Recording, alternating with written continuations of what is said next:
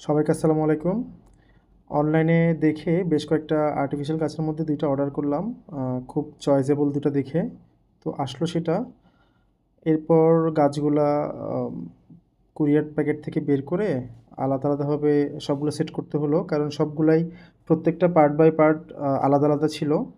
এই গাছের ঢাল, পাতা এবং গাছের নিচের যে গ্রাসগুলা সবগুলাই আলাদা, আলাদা ছিল। জিনিসটা ভালো ছিল।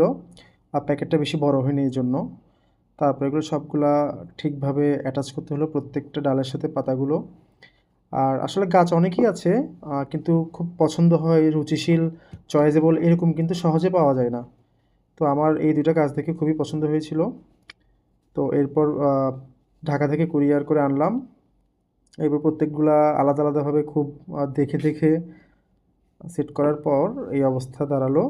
সাদা টব ছিল ২ টাই। এরপর ২ টা চটের টবের মধ্যে রাখলাম। এই টবগুলা মিনিসো থেকে নিয়েছিলাম।